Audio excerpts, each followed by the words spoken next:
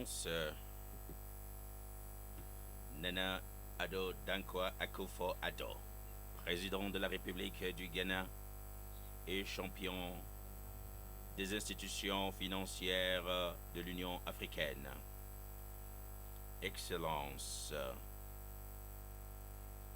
chef d'État et de gouvernement. Messieurs, Mesdames les ministres, Messieurs et Madame les gouverneurs de banque centrale, Messieurs et Madame chefs des institutions financières multilatérales, membres du corps diplomatique, éminents délégués, Mesdames et Messieurs, je salue tous et chacun au nom de Son Excellence Moussa Faki Mahamat, président. And also on my own behalf, I wish to welcome you to this historical event which aligns to the vision of our forefathers since the establishment of this organization.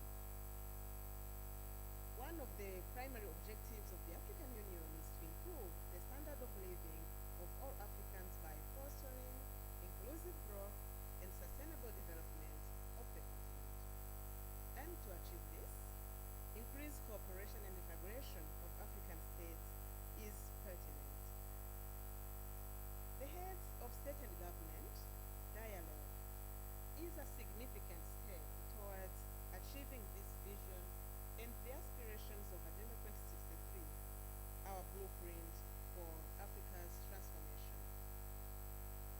And this event is the first of its kind in support of continental efforts towards the establishment of the African Union financial institutions with a view to strengthening regional integration and monetary cooperation by promoting coordination and collaboration efforts among heads of state and governments and the African multilateral financial institutions. We applaud these efforts. We hail the leadership and guidance of you, Your Excellency, President Nana Addo Dankwa Akufo-Addo. We also greatly appreciate the unwavering support from the African multilateral financial institutions, the United Nations Center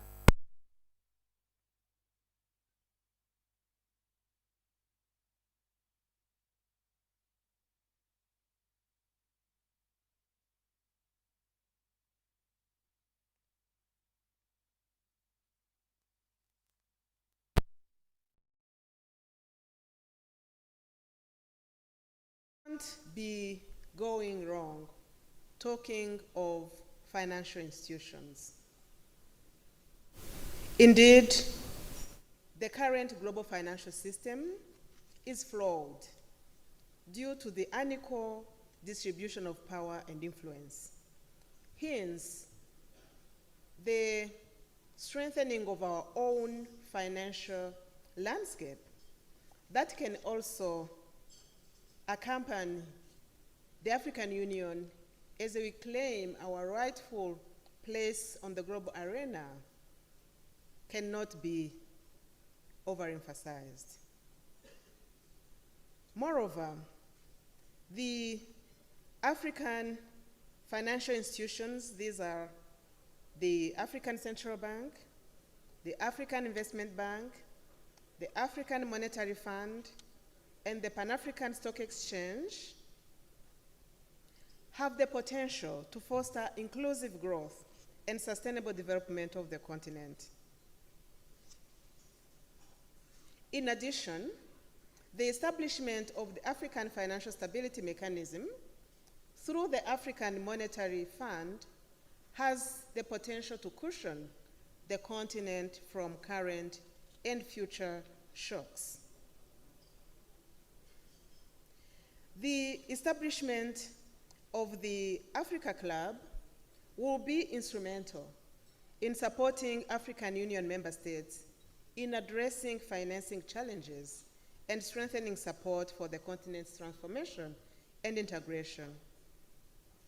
As I conclude, the establishment of these African Union financial institutions is not just about making institutional reforms as reflected earlier.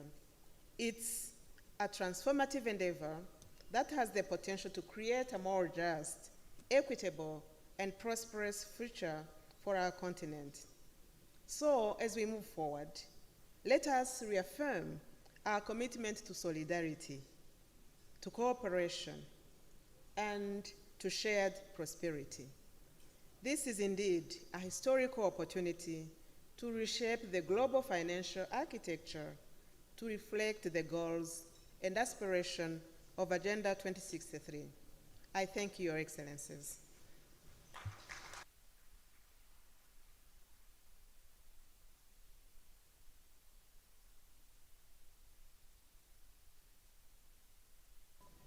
Thank you. Thank you very much, Your Excellency. Indeed, it is an excellent opportunity to strengthen the continent as we move forward in the turbulent environment in which we are faced today. Allow me now to call on the stage His Excellency Nana Addo Dankwa Akufo-Addo, the President of the Republic of Ghana, champion on African Union financial institutions, for his remarks.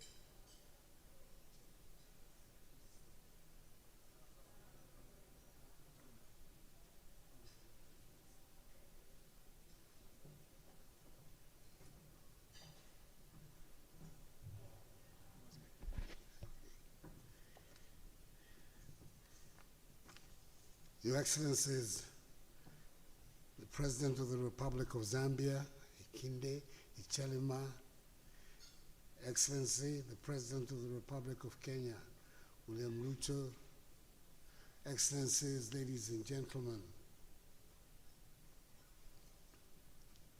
I have to apologize by being the last to turn up. I arrived this morning from Munich, and getting ready to come here has been but in any event, the statement is always valid, better late than never. So please forgive me. I'm due to give a report to the plenary on how far we have gone in the establishment of the financial institutions. So that will not be the subject of these brief remarks that I'm going to make here. My concern, and to that extent, I'm proposing a decision for the plenary, is how we can contribute to the reform of the global financial architecture. We're all in agreement that the way the global financial architecture works at the moment, it doesn't work in our favor, and that there is a need to make some fundamental systemic reforms. But making the reforms also requires that we also take some steps that will assist us to have a greater impact in the way in which our economies are financed.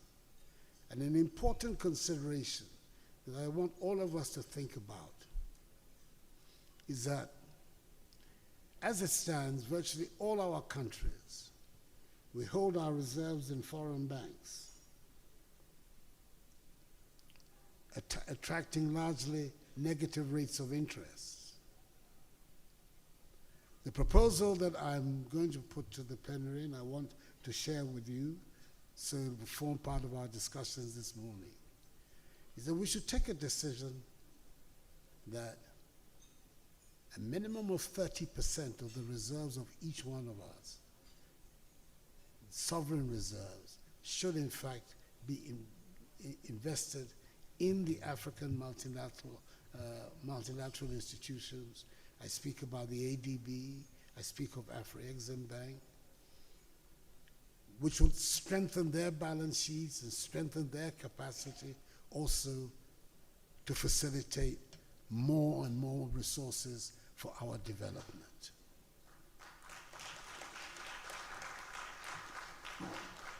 It's a relatively radical proposal. There are several aspects of it, of course, that we will have to, if we accept the proposal, we'll have to agree on a mechanism for monitoring how these monies are going to be used, for ensuring that we get proper accountability. All of these things are necessary. But the fundamental fact that if we find a way where we can increase the financial power of our own institutions, we're in a better place to finance our development.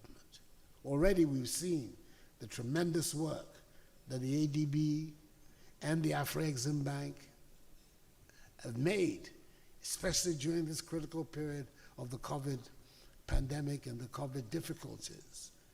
Afro-Exim Bank stood up, stood very tall to help us mobilize funds to buy vaccines, to do all the same with the ADB. So these institutions are institutions which are ours and which we can trust.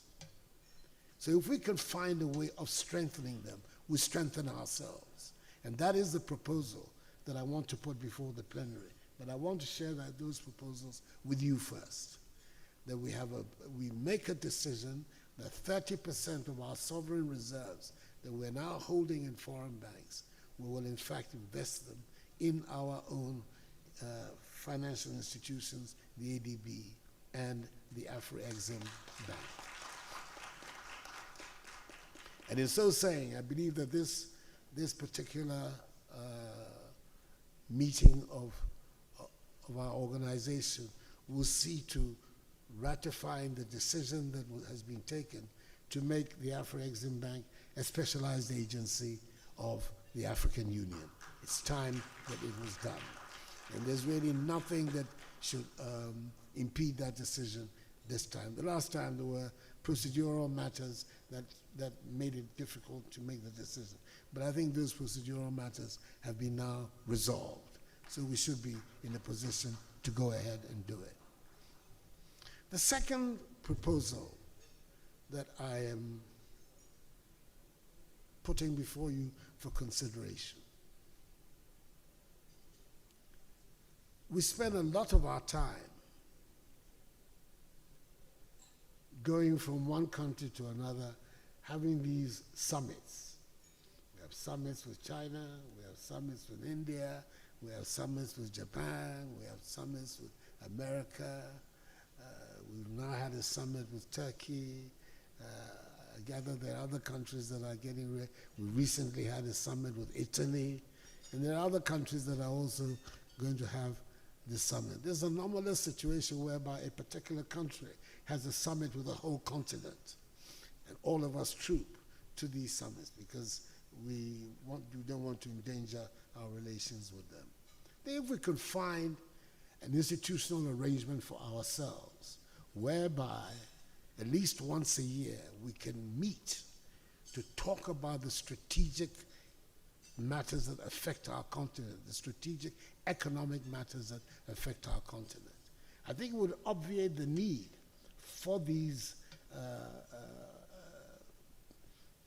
peregrinations, the moving around from one country to another, which we're doing.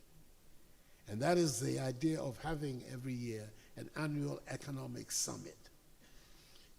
And that itself can be a movable seat. I can see very easily President Ruto hosting the first one. The Zambian president will follow. Ghana will follow after that.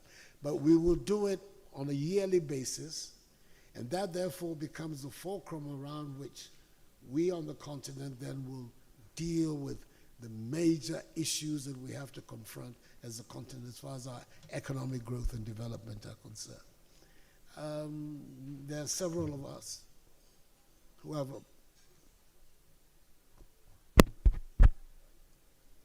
Can you hear me? Yeah, okay. we have a problem with the idea of these individual country summits that we have to go through. So that is the second proposal that I intend to make before the plenary. These ideas have already gone through the hierarchy. The PRC, I think, has considered them, and they have also gone through the ministers, and they will be before the plenary for a decision. But all of it is stressing one very important matter.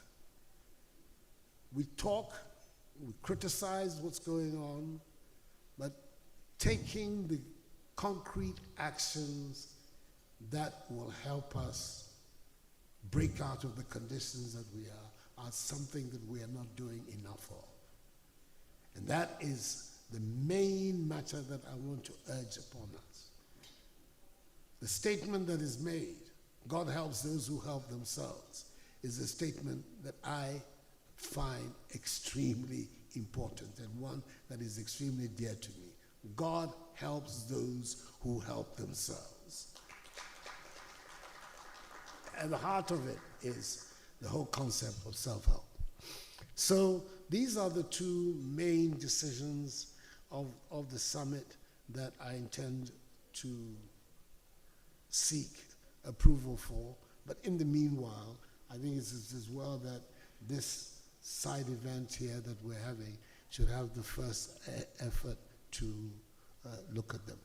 And in the plenary too will provide me the opportunity to report on where we are in the establishment of the various institutions, the African Investment Bank, the African Monetary Fund, and the Central Bank, the African Central Bank. There are various stages of development of all of these, and we will be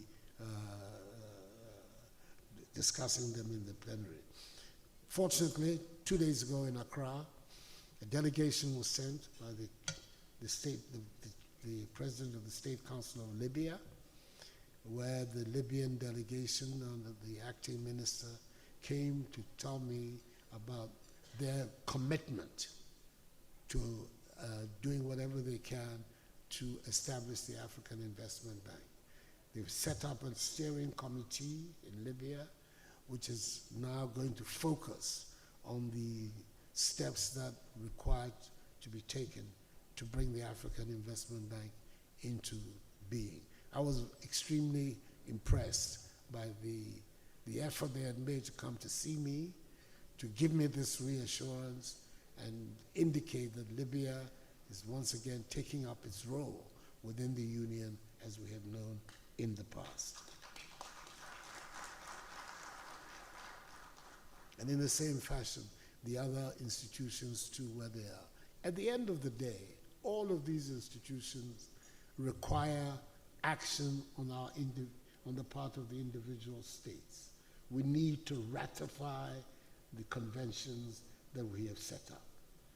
None of them have received the minimum ratifications that are necessary to bring them into being. And that is something that is within our individual state control to be able to do these ratifications in a manner that would then permit the steps that have to be taken to bring these organizations into being. Our criticism of the current international structure is on point, is relevant, but it would be even more potent if, with the criticisms, we are also taking the steps that we show our determination, come what may, to make the steps forward for our economic development and emancipation. So thank you very much indeed. And once again, let me apologize for being late coming here today. Thank you very much.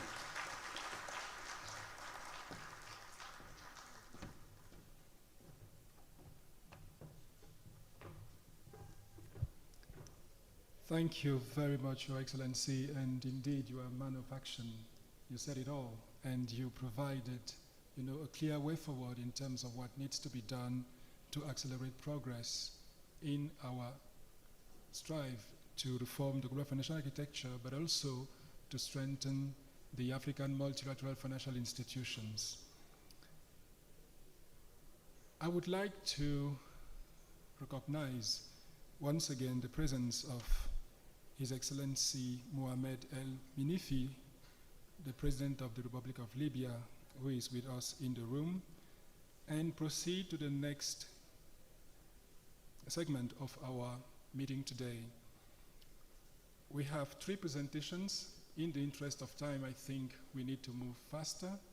I will now invite His Excellency Albert Muchanga, the Commissioner for Economic Development, Trade, Tourism, Industry and Minerals of the African Union Commission, to give us a brief on the status of the establishment of the African Union financial institutions. Your Excellency, the floor is yours. Thank you very much, Director of Ceremony. I salute all their excellencies, the heads of state and government who are with us here in the morning, and also the various delegations participating. There's a large audience, which shows that there's a lot of interest in the affair we are having. I'm not going to give a full status report. That is going to be done by the champion when he presents his report in the assembly. But I'm just going to go through a few figuratives. I'll begin by saying the champion said, God helps those who help themselves.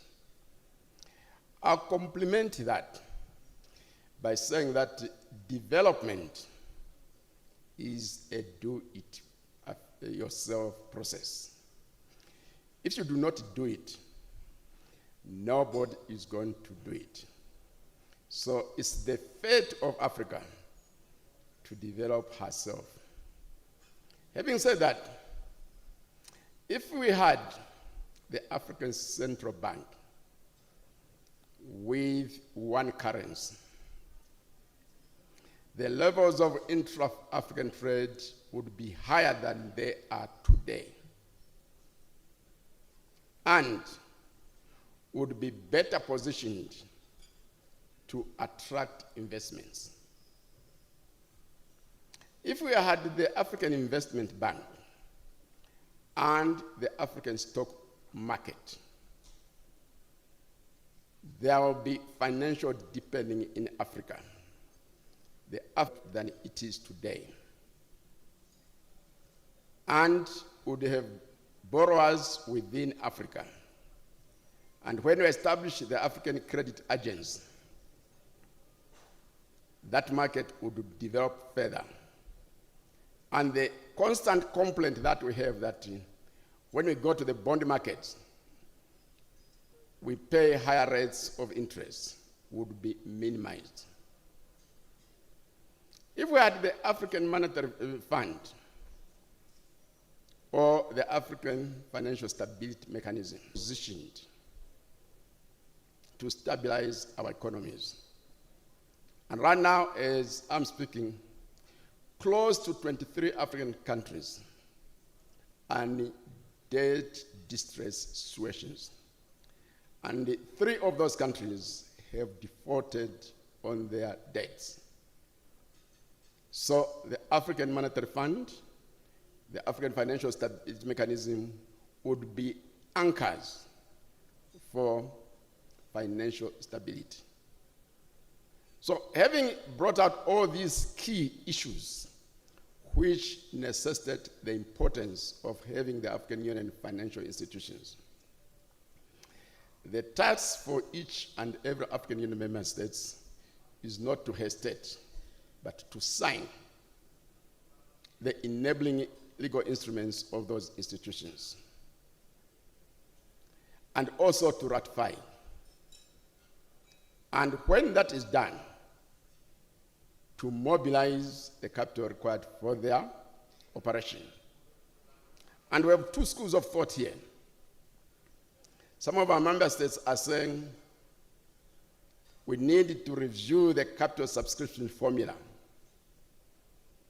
because on one hand, they are saying that initial capital was too low. The others are saying the initial capital required is too high. So to resolve this problem, working with the African Export-Import Bank, a study is underway to see what would be the right subscription formula. Then there's also the issue of macroeconomic convergence, the roadway to the African Development Bank. The response levels from member states are very low. We would like you to really submit your responses on time and in full when we send out the questionnaire to say, where are we on the question of macroeconomic convergence? When we have attained the required level of macroeconomic convergence, would be better placed to establish the African Central Bank. And thereafter, we establish the African Union, the African Common Currency. So, if we have to develop on our own, if God has to answer our call, that God helps those who help themselves, let us do it now without wasting much time. Thank you.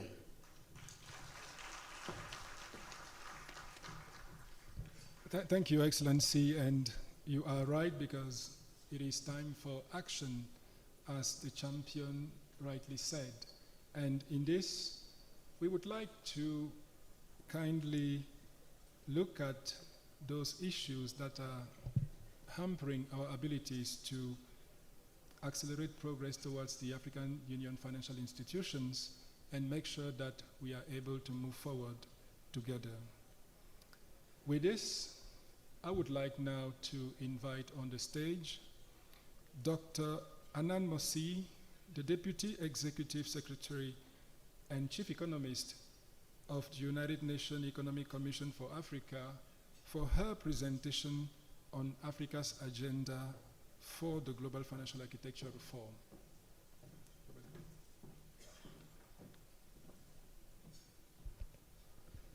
Excellencies, heads of state and government, distinguished delegates, dear friends, it's an honor to present to you today Africa's work on reforming the global financial architecture. If we can go. So, we are at a defining moment in terms of the opportunity to reshape the global financial architecture. First, we have been, the world has been facing multiple and recurrent global financial shocks that have really wiped out policy space, led to a crunch in liquidity, and wiped many years of hard-earned development gains and progress on SDGs. Yet, we have a global financial system that is not equipped with the tools to actually deal with these type of shocks. It's more tailored to country-specific shocks. And it does not have an equitable way of accessing these resources. As a result of these type of shocks, an initiative came forward to have the Africa High-Level Working Group on Global Financial Architecture, which was actually established in February 2022, which includes African Ministers of Finance, Economic Development and Planning. It includes Economic Commission of Africa, African Union, African Development Bank, Afrexim Bank, as well as the IMF and World Bank. And we have been meeting regularly to basically amplify the African voice, reach a common position, and advance the agenda. This is really a critical platform to build that position, but also the group asks have been actually supported by the United Nations Secretary General SDG stimulus. And we have achieved really key milestones in terms of the process and reaching that African position. So we had the resolution in global financial architecture that was adopted by African ministers of finance during the ECA Conference of Ministers in March of 2023. We have also had this work presented at the African Union 6th Ordinary Session of Specialized Technical Committee, and we had a ministerial dialogue. And we are delighted to have this discussion today.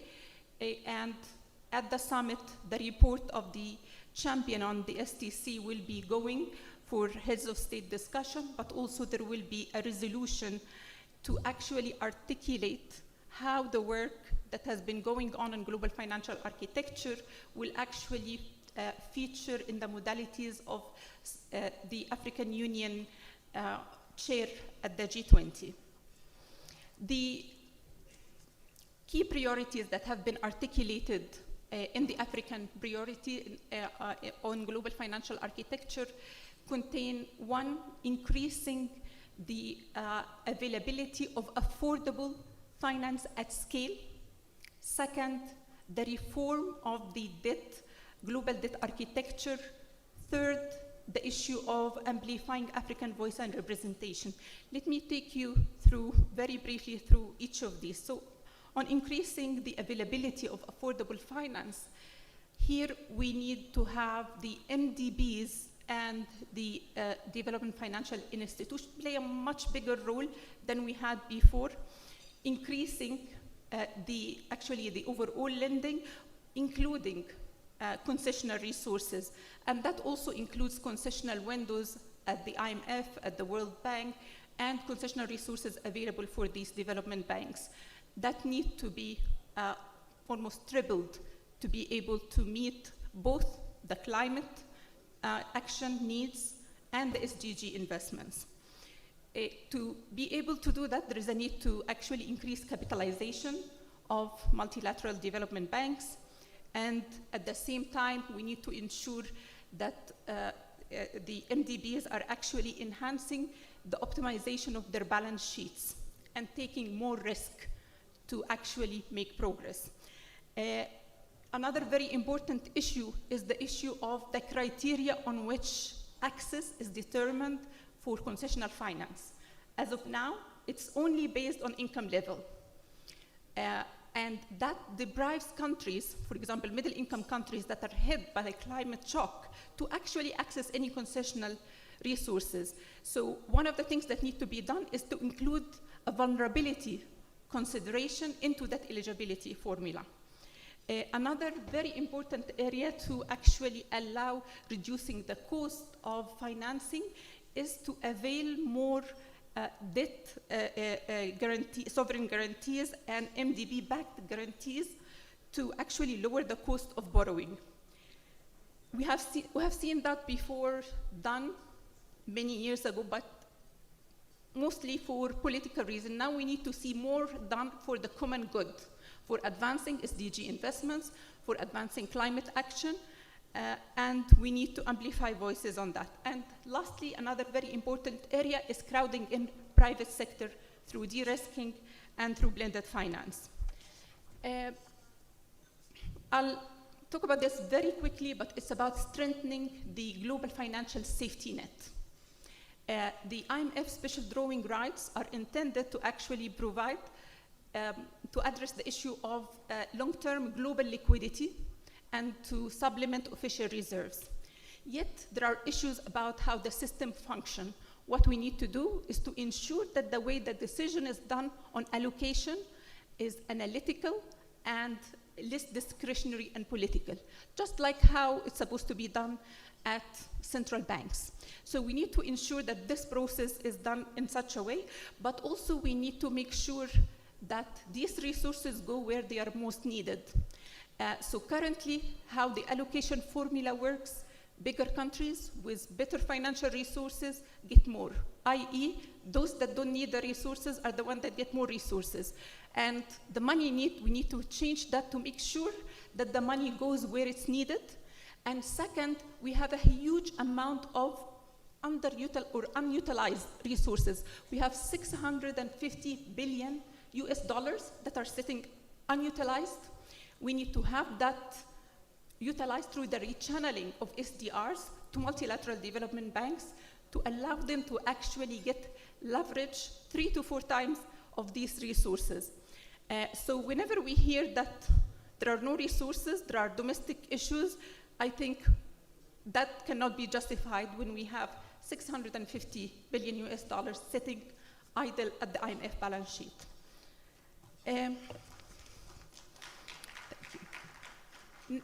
The next area is about reforming the global debt architecture, and here there is a need to overhaul that G20 common framework, which really has not been common or a framework as we can describe it. We need to have this to be timely. We need to open it to include middle income countries, suspension of debt service upon application, and this will be really critical to allow to have a functioning debt resolution framework.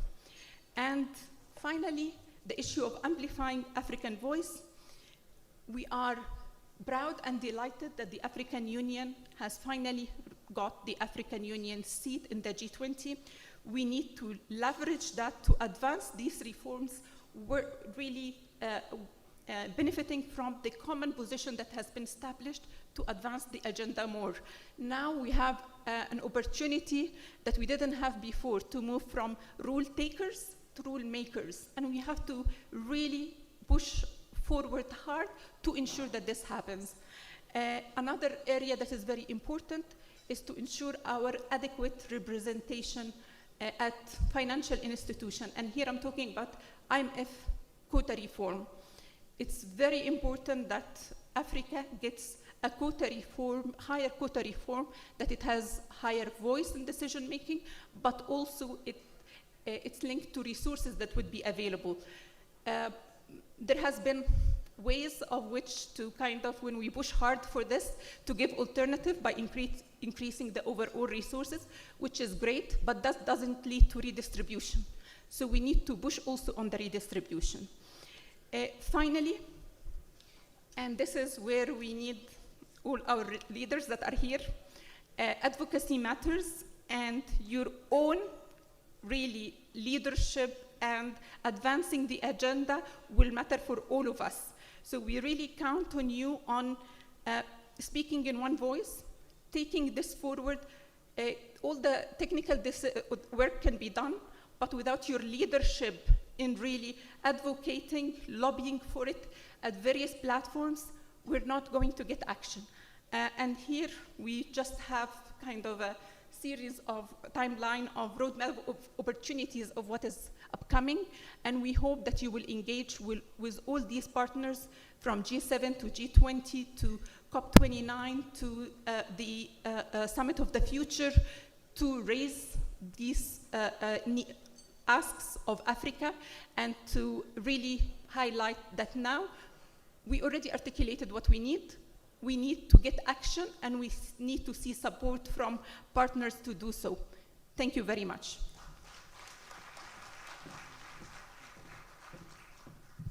Thank you very much, my dear Anna. And I would like to really salute your leadership in supporting Africa towards the reform of the global financial architecture.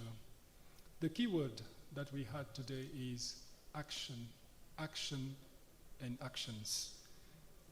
To proceed with our meeting, we are calling upon Mrs. Mavis Owusu-Gyamfi, the Executive Vice President of the African Center for Economic Transformation, for her remarks. You are invited.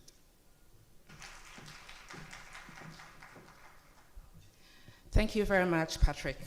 Your Excellencies and distinguished guests, with your permission, I'd like to stand on existing protocols and thank you sincerely for your honored presence. Let me begin by expressing my special thanks to the President of my beloved country, His Excellency Nana Addo Dankwa Akufo-Addo, for convening us all here today to discuss such an important topic. Over the past 3 years, it has become abundantly clear that Africa has to position itself strategically in the global financial architecture. We have to own the narrative of what works for our continent. The late Mwalumu Julius Nyerere, whose statue will be unveiled here tomorrow, aptly stated, "No nation has the right to make decisions for another. No people for another people." We are currently operating in a global financial system that was created in the 1940s to address the challenges of that time.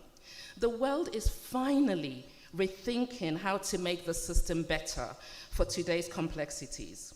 Your Excellencies, you have an unprecedented opportunity to ensure that the global financial system that emerges from the current reform processes effectively supports our economic transformation, makes space for our rapidly growing markets, and enables you to lay the foundation for a more prosperous future for every African.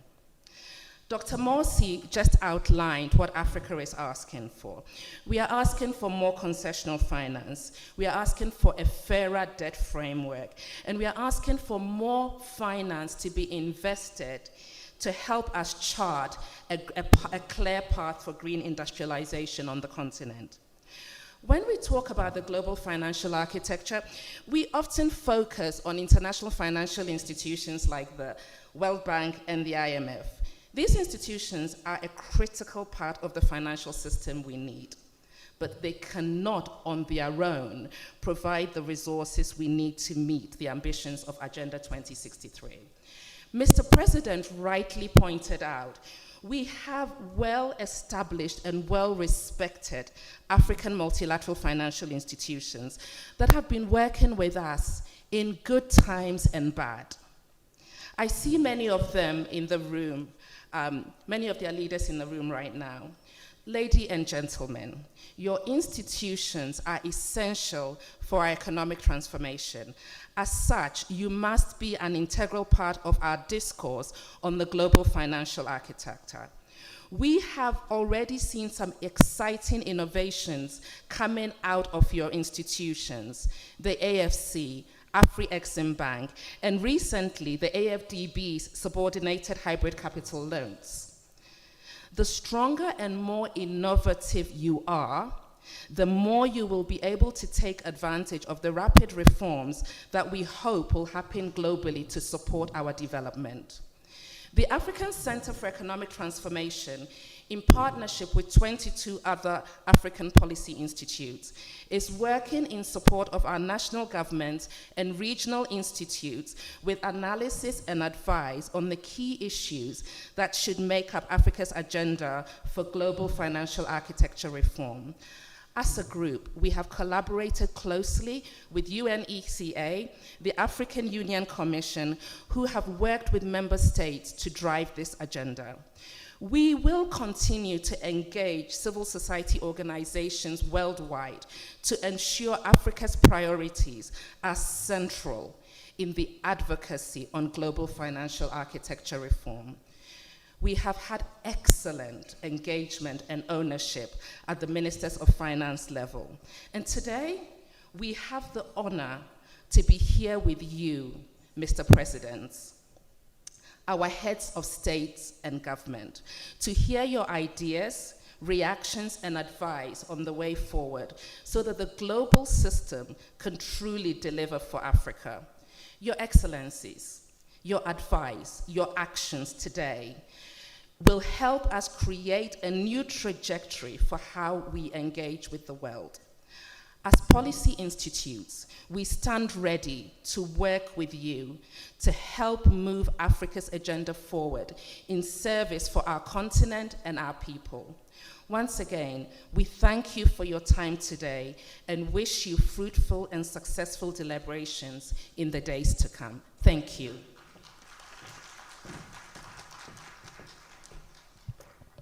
Thank you very much, Mavis, and indeed you are absolutely right, because if we look at the sky today, you can see that everything is positive for Africa to move forward. So we have to seize the opportunities and make sure that we are able to make the progress that is needed to unlock the potential of the continent. Allow me now, Excellencies, distinguished ladies and gentlemen, to call on the stage His Excellency Mohamed El Minifi, the President of the Republic of Libya, for his statement. Your Excellency, you are invited.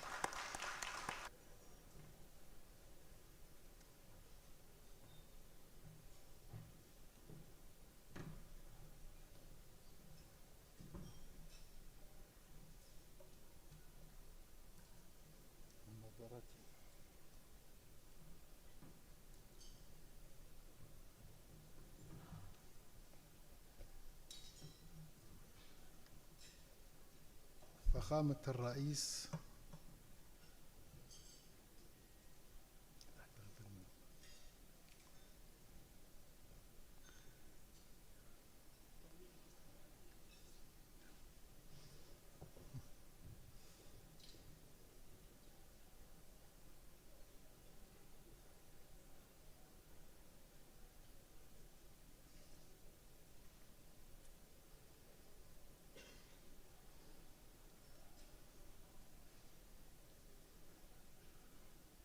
اوكي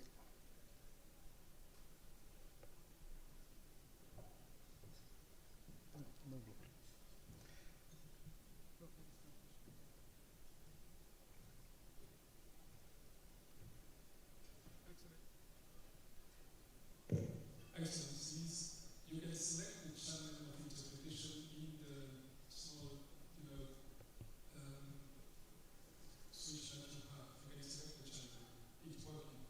So it's fine. You have interpretation available. Thank you.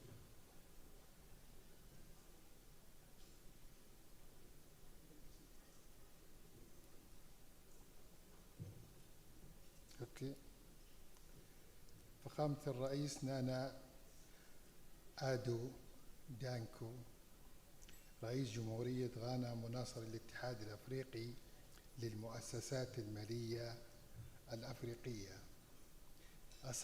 أصحاب الفخامة رؤساء الدول والحكومات، معالي السيدة مونيك ناتشينزا بانغو نائب رئيس مفوضية الاتحاد الأفريقي، السيدات والسادة الحضور، السلام عليكم.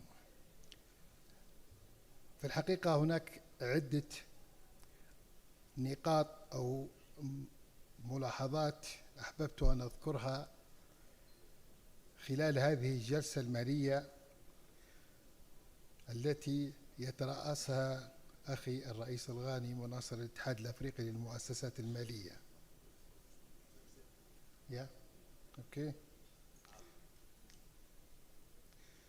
هذه النقاط: النقطة الأولى، أذكر بأن المادة 19 من القانون التأسيسي للاتحاد الأفريقي نصت على إنشاء 3 مؤسسات مالية أفريقية، وإن قمة أبوجا سنة 2005 أصدرت مقرراً بتوطين تلك المؤسسات.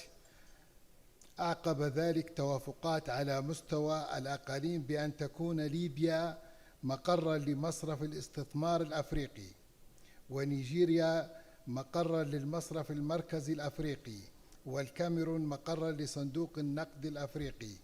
وقد تم اعتماد بروتوكول المصرف الأفريقي للاستثمار في فبراير 2009، حيث انضمت 22 دولة وصادقت 6 دول عليها.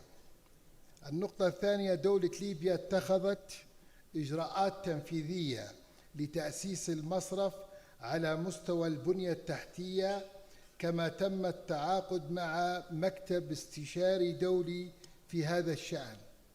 والنقطة الثالثة، نحن مع اتخاذ خطوات عملية لتسهيل انضمام ومصادقة المزيد من الدول، مثل إعادة جدولة المساهمات بما يتناسب مع الموارد المالية المتاحة لكل دولة.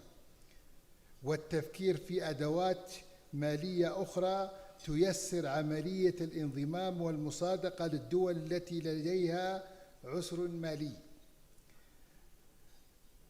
نؤيد كل الخطوات التي يقوم بها أخي الرئيس نانا أوكوفو أدو، وأشكره على استقباله الوفد الليبي الذي زاره خلال الأسبوع الماضي لعرض آخر الخطوات التي اتخذناها في إطار التسريع بتأسيس المصرف ومباشرة أعماله من العاصمة الليبية طرابلس.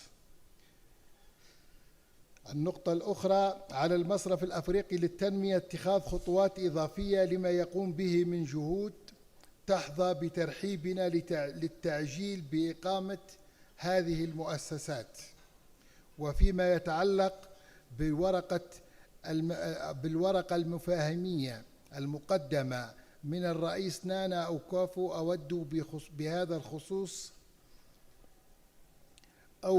بخصوص تأسيس تحالف المؤسسات المالية الأفريقية متعددة الأطراف هو نادي أفريقيا، أود أن أؤكد بأننا نؤيد أي خطوات تعزز الوحدة النقدية الأفريقية وإيجاد صيغ لتأسيس قواعد للعمل الكفيل بمعالجة توفر أدوات تمويل أفريقية ذاتية بدون أن يؤثر ذلك على أولوية انطلاق المؤسسات المالية الثلاثة الرئيسية المنشأة من قبل الاتحاد الأفريقي.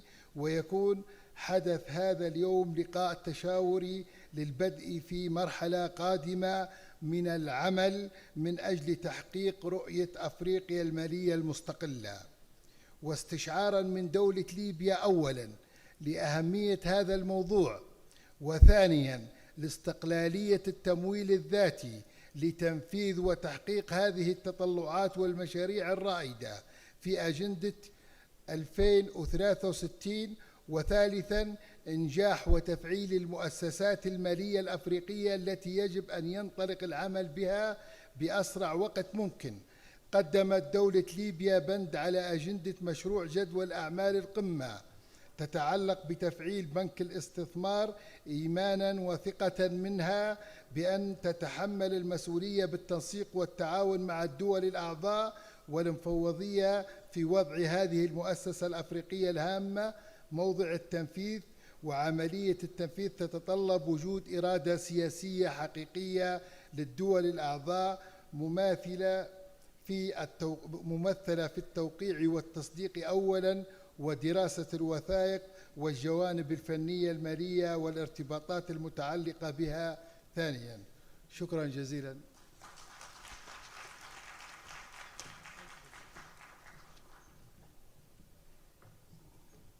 Thank you very much, Your Excellency, for those very pertinent and eloquent words.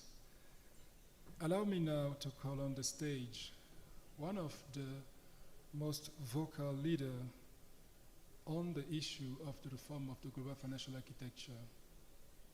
He has said it all, but we need to listen to him once again to take stock of his wisdom in terms of what we need to do proceeding forward. Your Excellency, maybe you know who you are, so just stand up. His Excellency Samuel Ruto of Kenya. You're welcome on the stage, sir.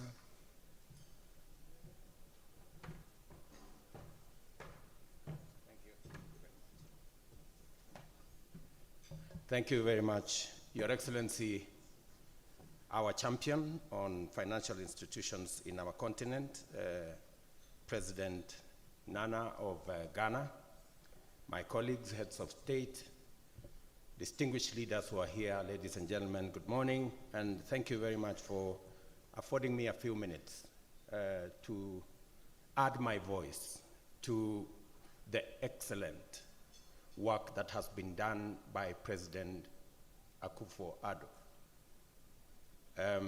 When you spoke about what we need to do as a continent, it quickly reflected on what we said in Nairobi at the Africa Climate Summit. And we have been consistent, whether it is in Nairobi or Paris or New York or Dubai, where we came from the COP28. Our message has been consistent. And I think today we are very happy that the whole world has come around. There was a time when a conversation about the global financial architecture debate looked like it was an us versus them debate. I'm very happy that today, every capital and North and South have agreed that there is something fundamentally wrong about the global financial architecture. And I think recognition that the problem exists is actually half the solution. Because you can't solve a problem if you don't think it exists. I think we have made the case sufficiently. And today, every capital believes that there is a problem with the global financial architecture and something must be done about it. And therefore, we must lead on all fronts. And I agree with President Nana that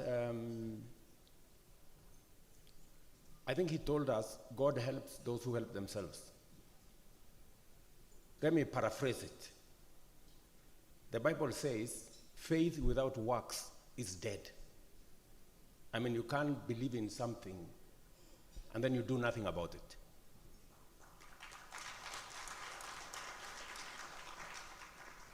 So this is why the realization that there is something to be done about the global financial architecture, as the people from Africa in this AU setup, we decided in Nairobi that we're not going to take the corner of victims and to try and point fingers and blame game. We're going to do something about it, and we're going to be part of the solution. And I am very happy that this morning, President Nana has made two fundamental proposals which I wholly support. Number one, he has made a proposal that we must empower our own African financial institutions, multilateral institutions. He has made a proposal that 30% of all our reserves that are in all manner of places, earning sometimes negative interest, we should make it available to our African multilateral financial institutions. I agree 100%. It is a step in the right direction, and we are doing something ourselves about it, about the whole global financing, development financing architecture. I also support the proposal that we put a stamp of approval on these institutions and make them AU agencies. They must carry our badge of approval so that even as they operate, they are given the proper recognition that they serve this continent. President Orama here of Afri-Exim knows when I came into office, the first thing, I increased Kenya shares in his organization because we believe in African organizations. My good brother Tadese there of Trade Development Bank knows we paid more as Kenya into his organization. We must match what we say with what we do. So I am encouraged that Nana is now pushing the whole continent into the space where we can formally and unequivocally support these institutions. I also agree that instead of globe-trotting and going to every other place, we need to organize our own development, financing, economic summit where we invite those who want to do business with us to come and engage with us. I think it's only fair. We have made good our part of the bargain. We have gone to many capitals. Surely it is time for them to come to ours also. And I think we won't be asking for too much. And I will take up the challenge, President Nana. If it is agreed that that be the case, I will offer to host the first summit. But even as we do this here in our continent, we must never shy away from taking our ideas, our suggestions into the global stage. And that is why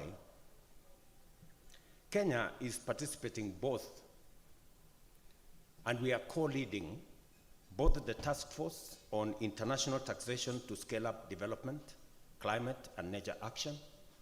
That task force includes Germany, France, Colombia, and Barbados.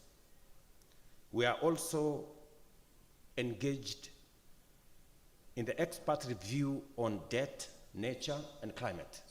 These two initiatives, as we represent our side of the divide, we have made it absolutely clear that we no longer are going to participate in a place where we are given already agreements, rules, regulations made by others. We will only sign onto any regulations or agreements if our input, our ideas, and our suggestions are inbuilt. We have had very tough negotiations because we said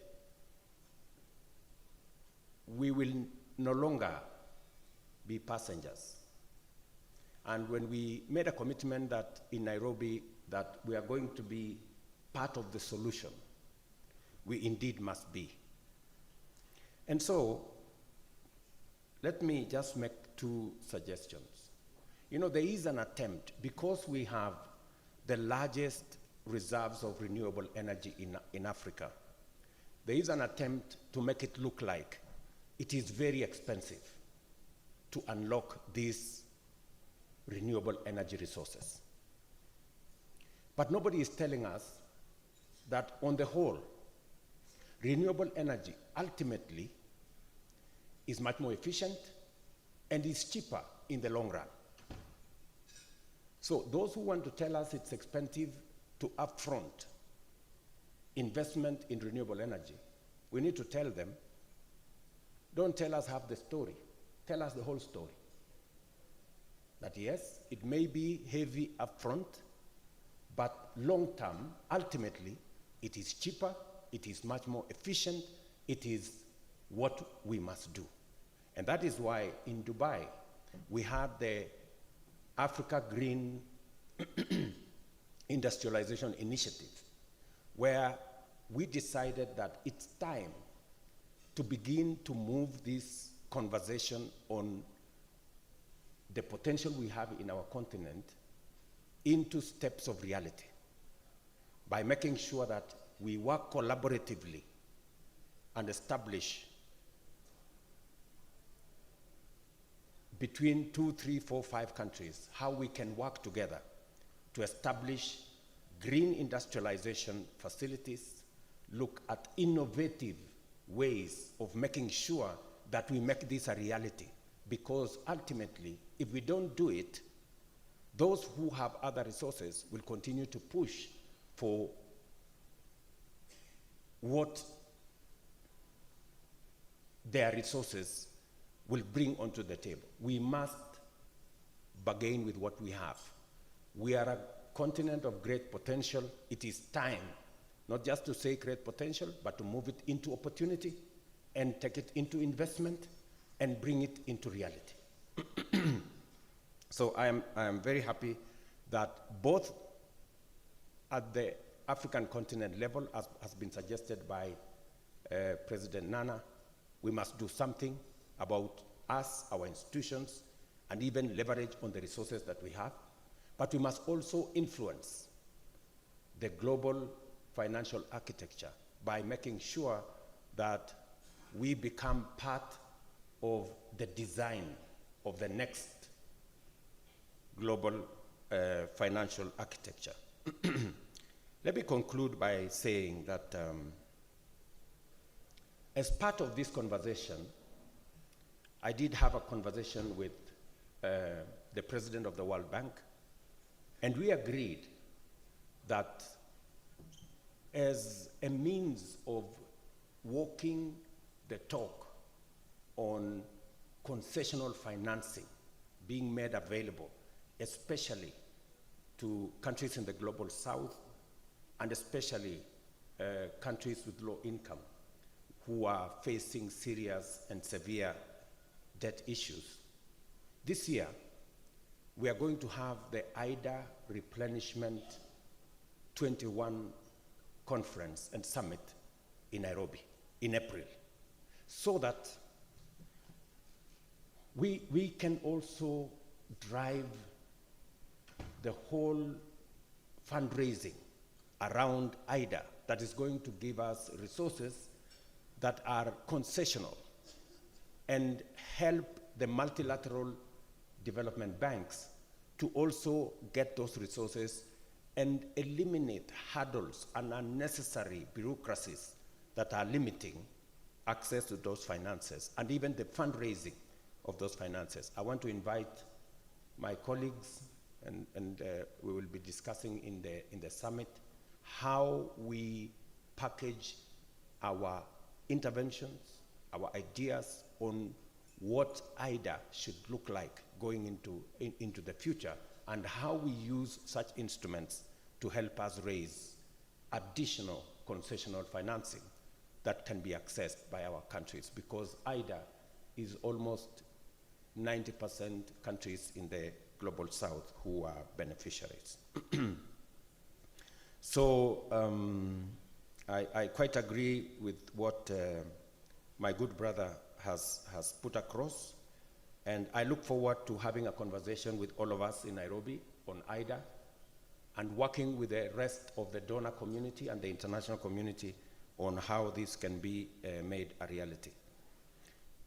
Finally, I have said, hopefully in this summit, we will finally endorse the African Club and make these institutions and give them the stamp of approval that they so much need for them to raise resources globally and to be able to support our own development. Let me, in the interest of time, let me leave it there for today. I had something which I wanted to say, which is escaping my mind. But let me say that I'm very happy that we're having this conversation. And by God's grace, I am very confident that with what we are doing now, the actions we are taking, we should be able to be in a better place shortly. Thank you very much.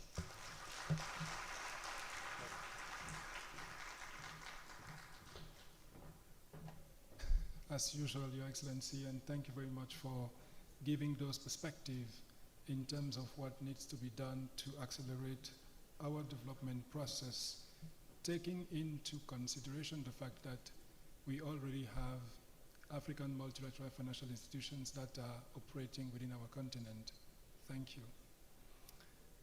Allow me just to beg your indulgence. I know that we have many other engagements, but I would like to invite on the stage, before moving to the other speakers, the President of the Republic of Zambia, His Excellency Hakainde Hichilema, who is also one of the vocal leader in terms of what Africa needs to do to accelerate progress towards its transformation.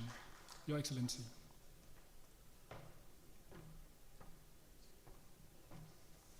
Thank you very much, moderator. President Nana, President Ruto, my brother from Libya, heads of state and government that are here, distinguished leaders of various institutions, our institutions, ladies and gentlemen. First is to thank President Nana for convening this conversation platform, and also to thank the AU, our AU, for availing us a window within a very busy schedule whilst we're here. But also to thank the speakers that have already spoken, the good things that they've said. I totally agree with President Nana's, and we must be bold and take decisions, and also my colleague from Libya, from Kenya, for what they've said.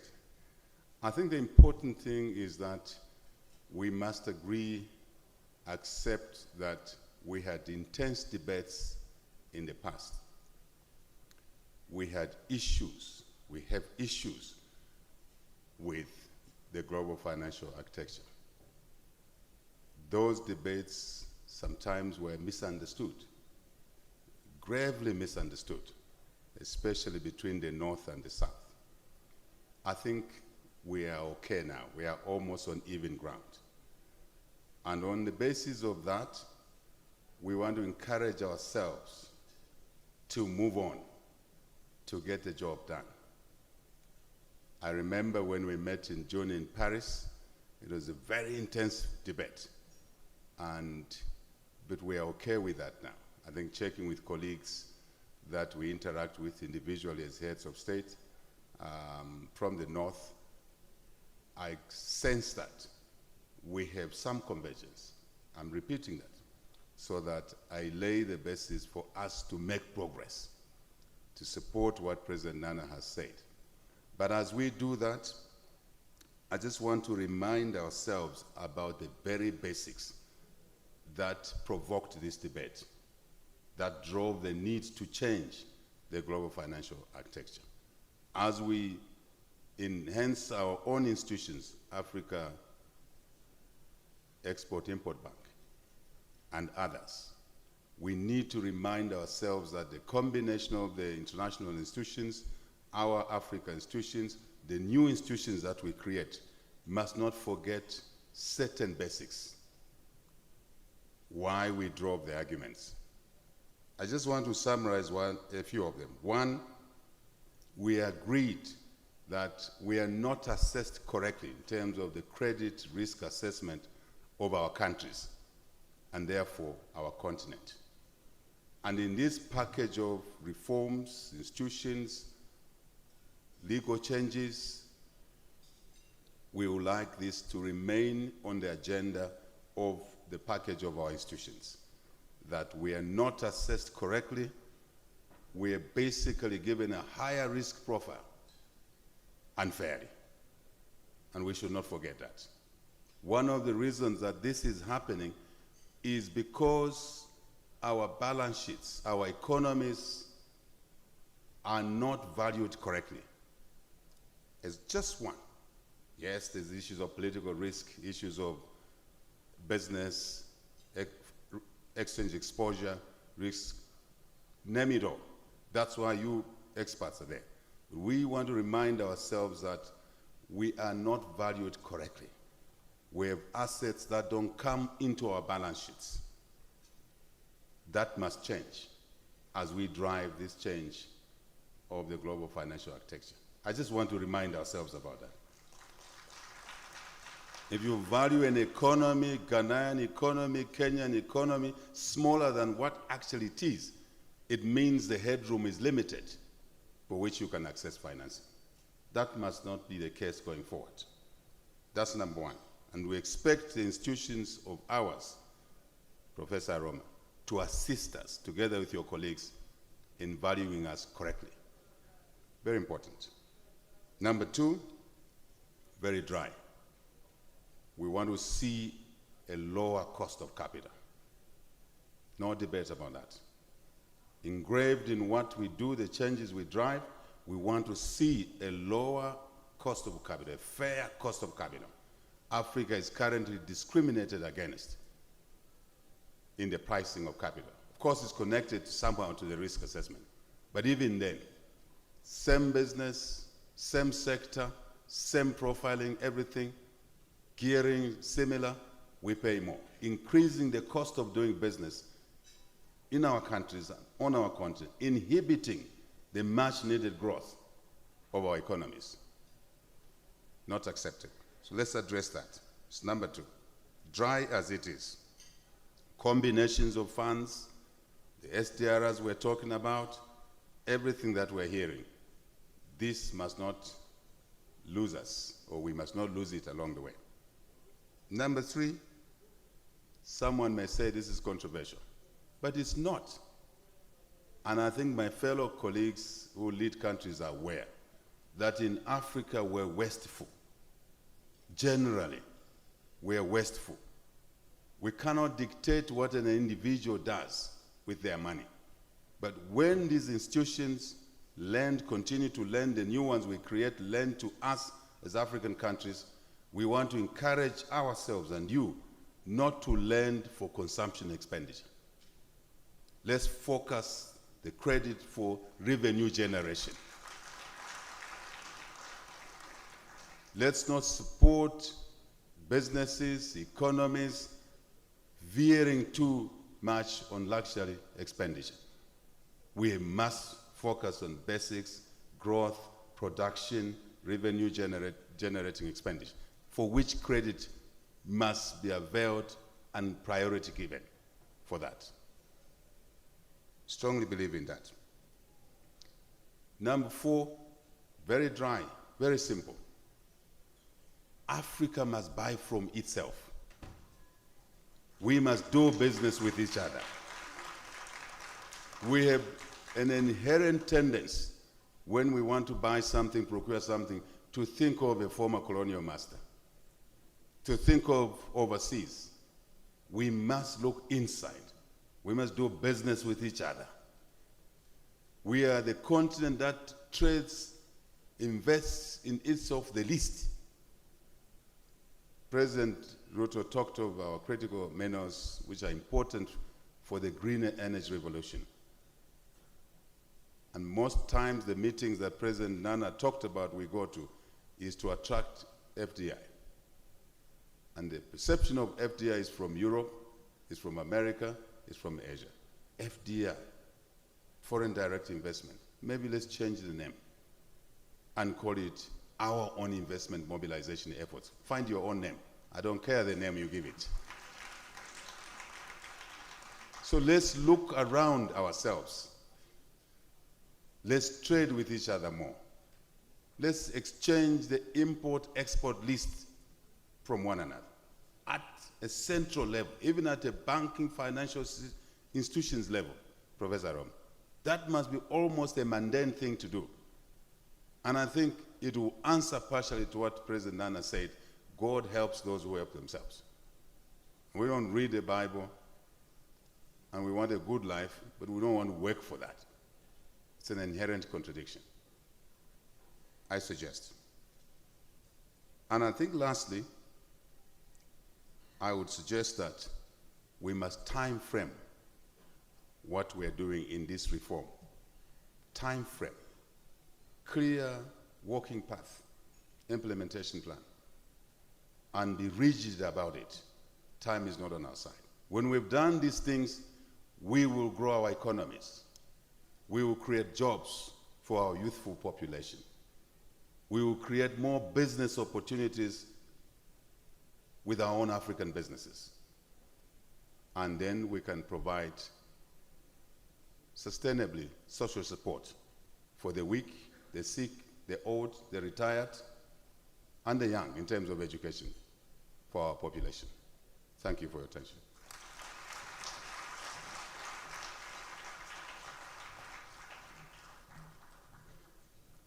Thank you very much, Your Excellency, and I would like really to stay in this room with all of you to continue harnessing your wisdom, because we can see that you are truly taking us to the real issues that we need to look at.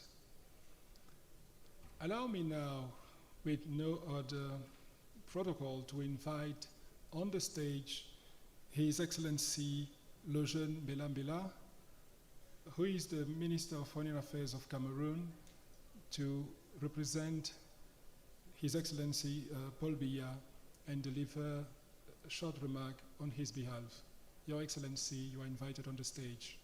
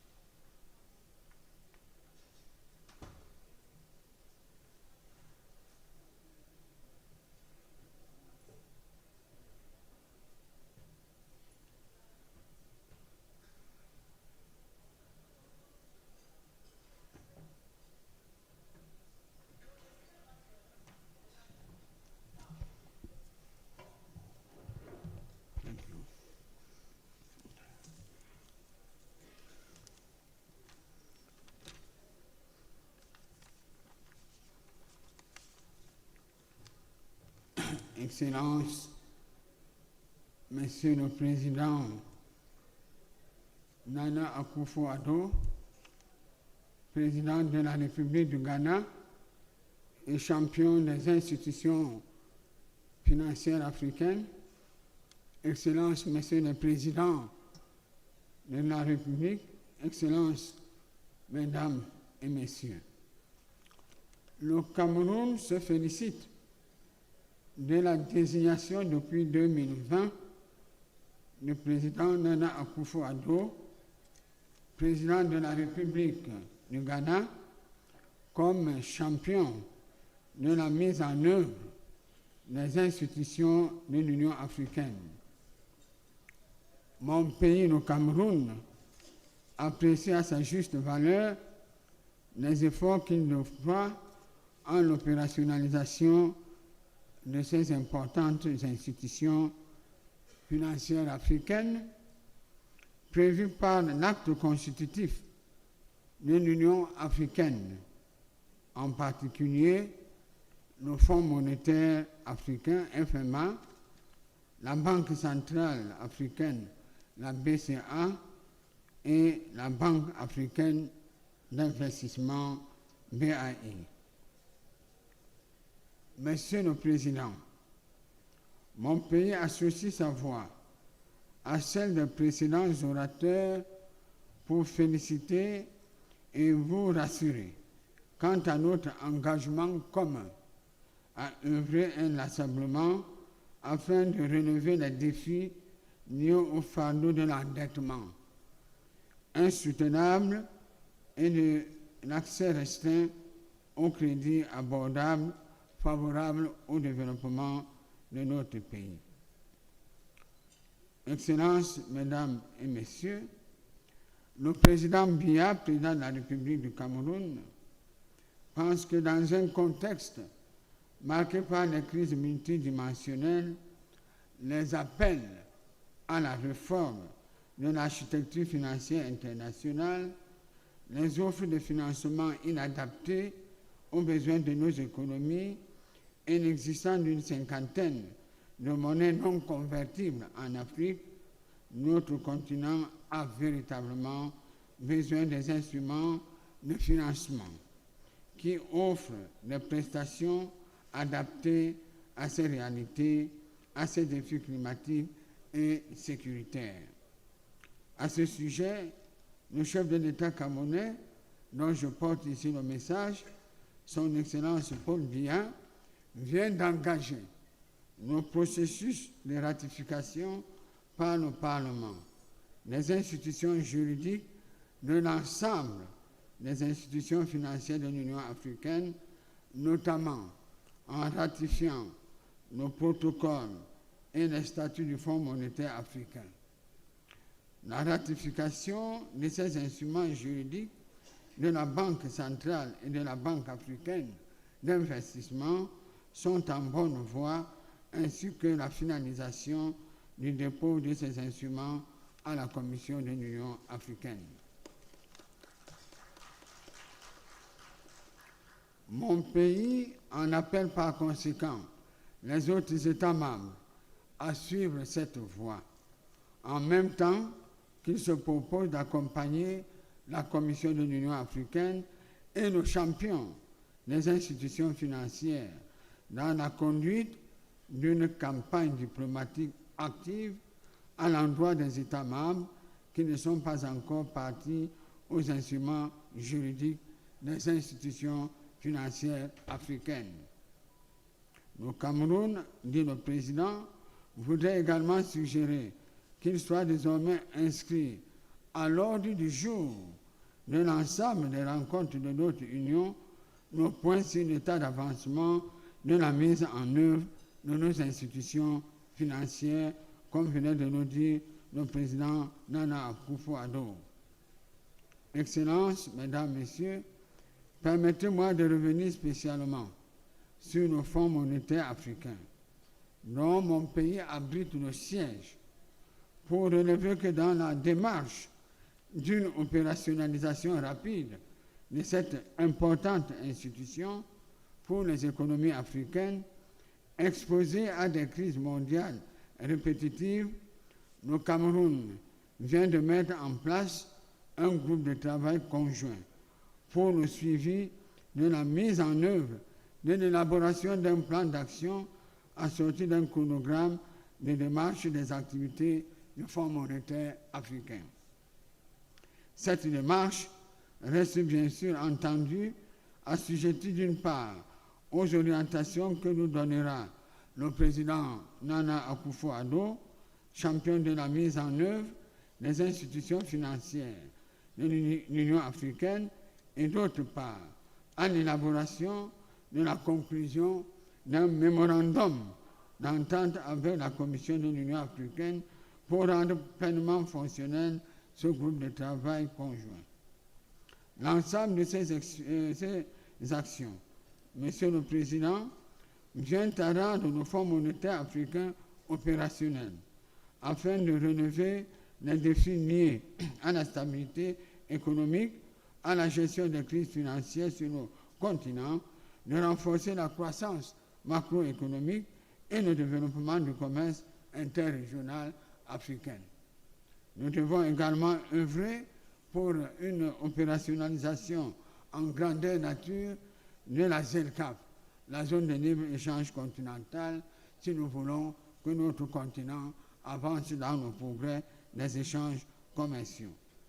En définitive, la mise en place rapide de ces importantes institutions financières permettra à notre continent de pouvoir faire face à ces vulnérabilités et à réussir son décollage économique endogène. Je vous remercie.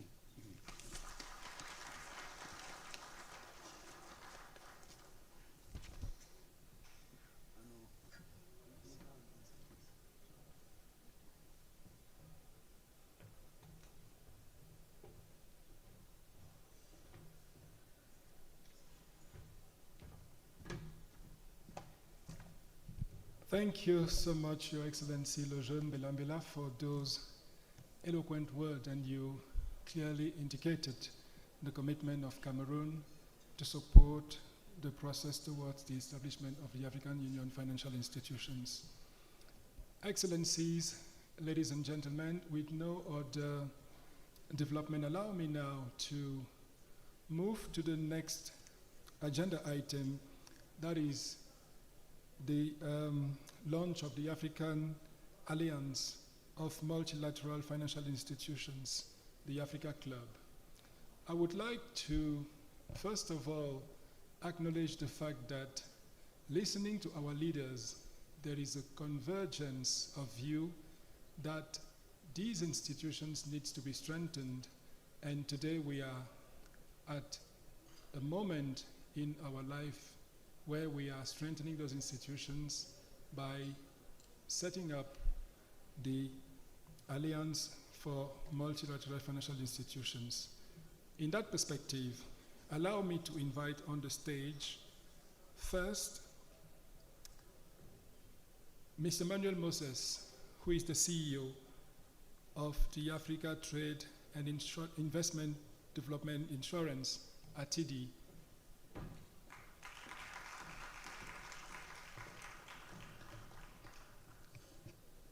Second, Ms. Samilia Zubairu, the President and CEO for the Africa Finance Corporation, represented by Mr. John Martin Ndaulo. Mr. Martin.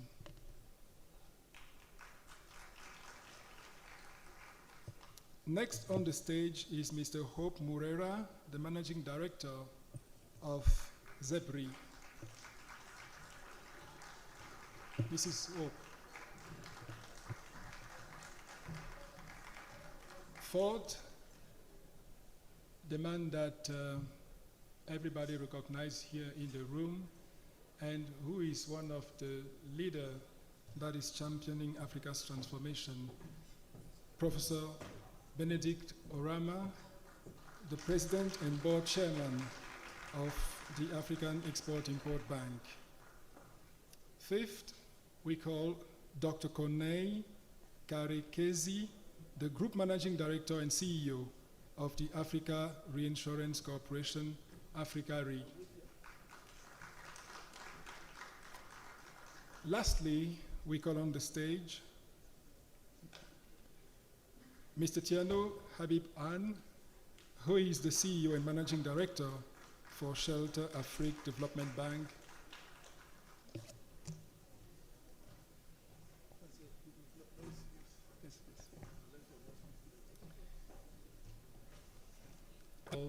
To His Excellency Professor Benedict Orama, the Chair of the African Alliance of Multilateral Financial Institutions, for his remarks. President, you have the floor. Thank you very much, Master of Ceremony. Excellency, Heads of State, Excellency, Deputy Chairperson of the Monique, Excellencies, distinguished ladies and gentlemen.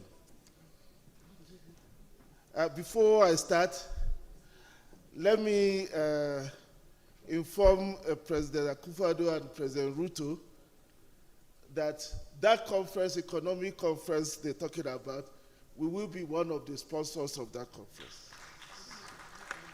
So, it is my genuine pleasure and honor to address you on the momentous occasion marking the birth of the Alliance of African Multilateral Financial Institutions, also known informally as the Africa Club.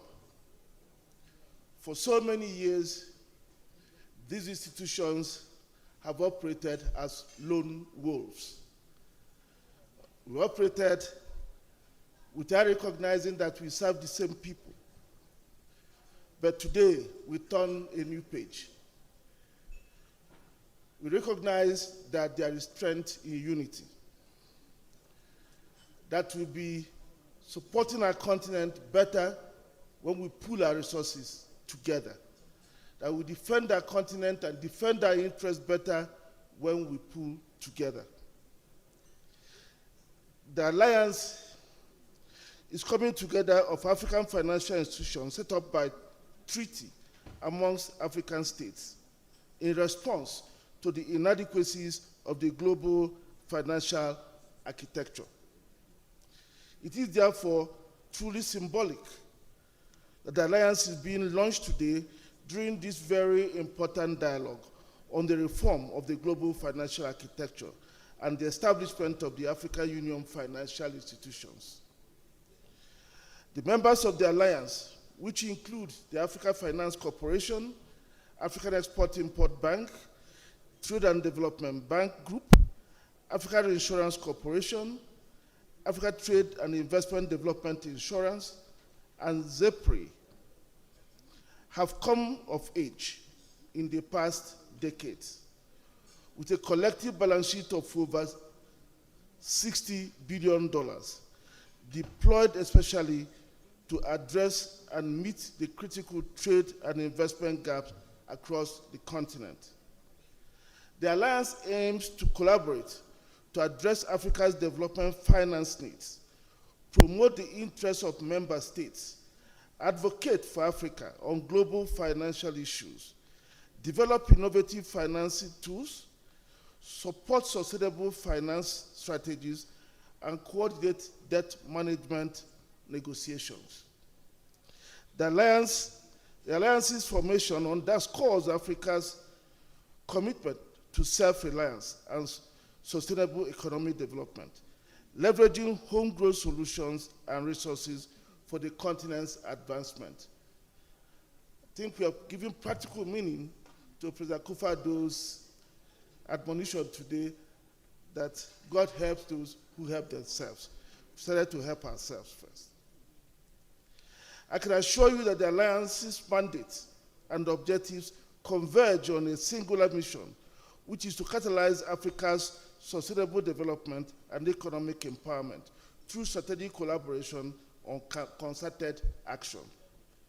We aim to protect and promote the interests of our member states and shareholders, ensuring their voices are amplified on the global stage. We will stand as staunch advocates for Africa's interests in global finance forums, championing equitable treatment and the fair representation for the continent.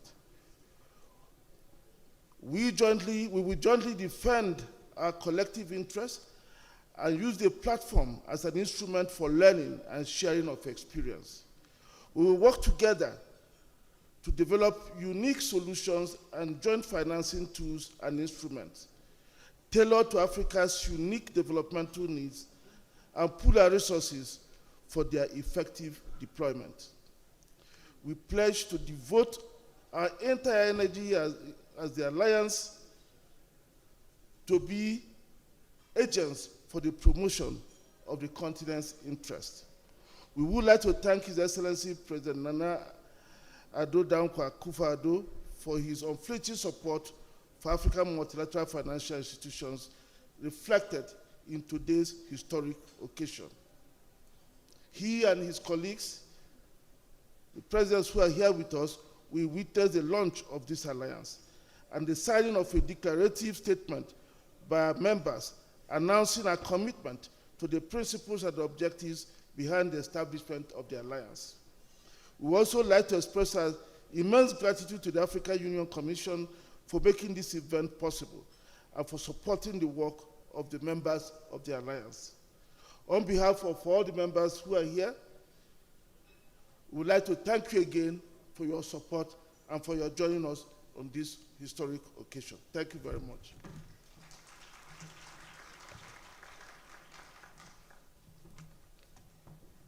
Thank you very much, Professor Orama, for those excellent remarks that you just put forward. You highlighted the critical role of the Alliance. I would like now to invite my dear brother, and he was called by President Ruto as one of the leaders of the Alliance, working for the continent tirelessly.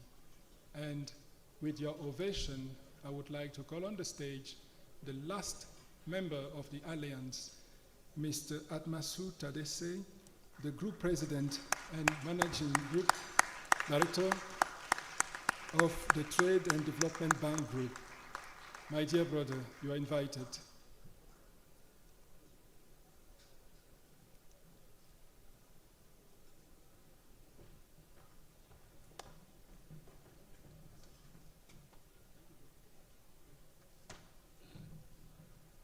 Thank you very much, Atmasu.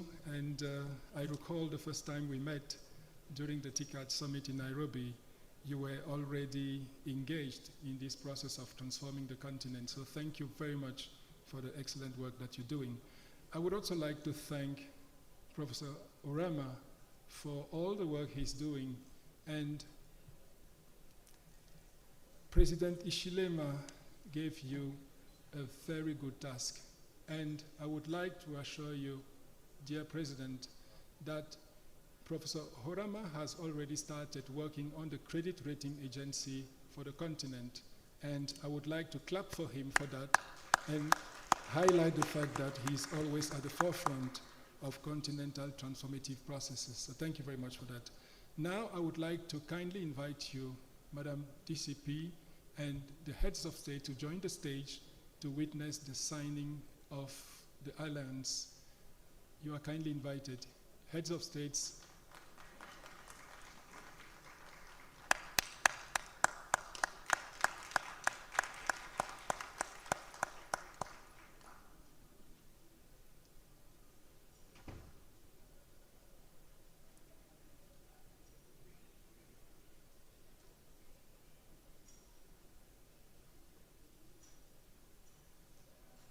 Your Excellency,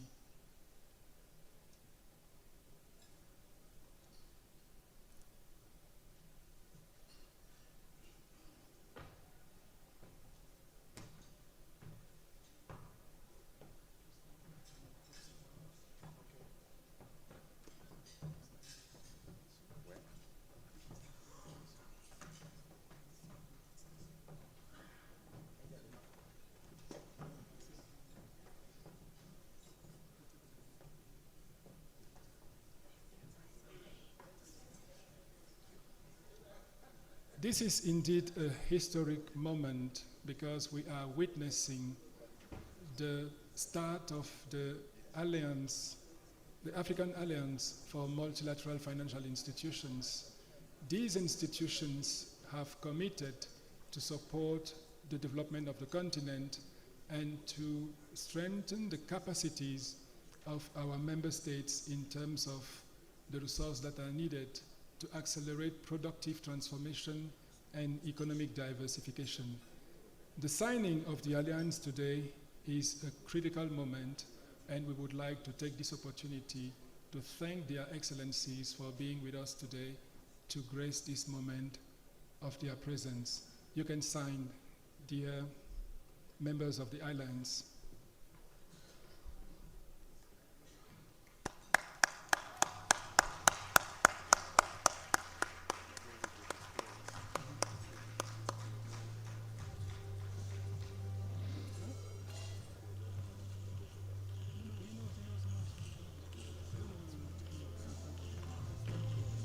No worry.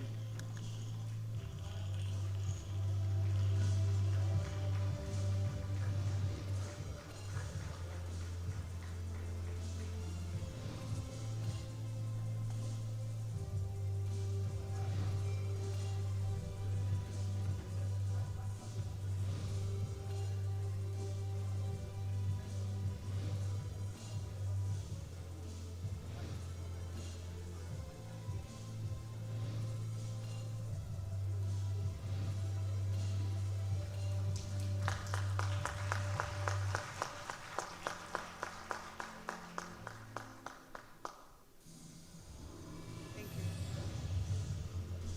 We are very happy to be here and to see this alliance form today.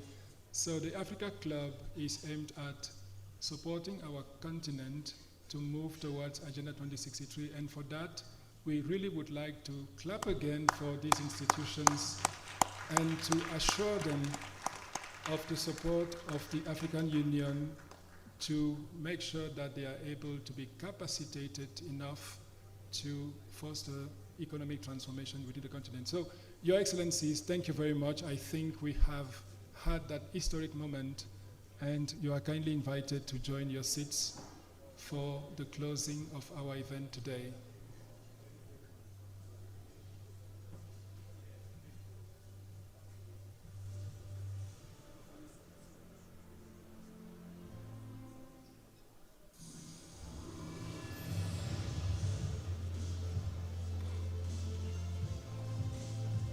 Thank you. Thank you.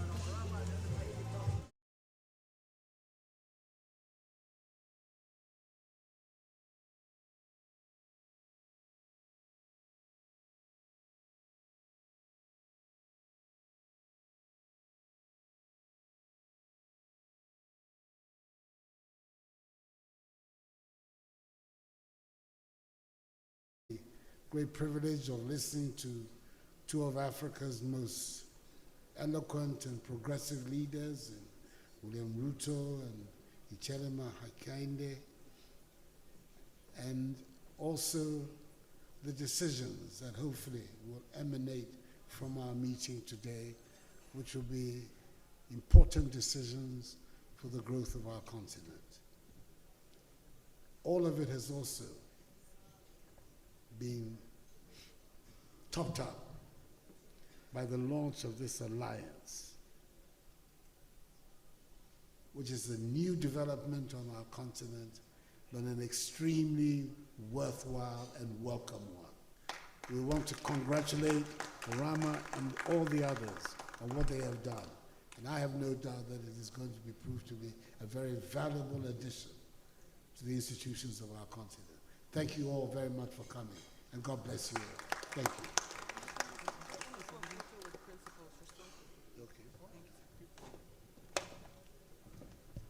Thank you very much.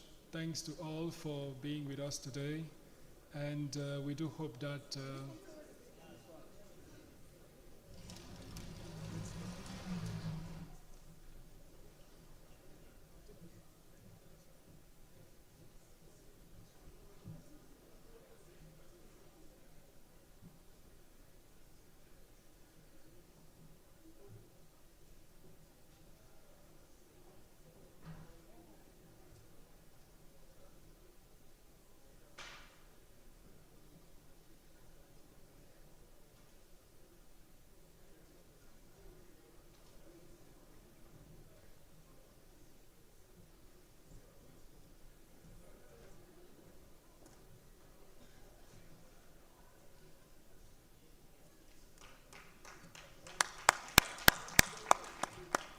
thank you very much.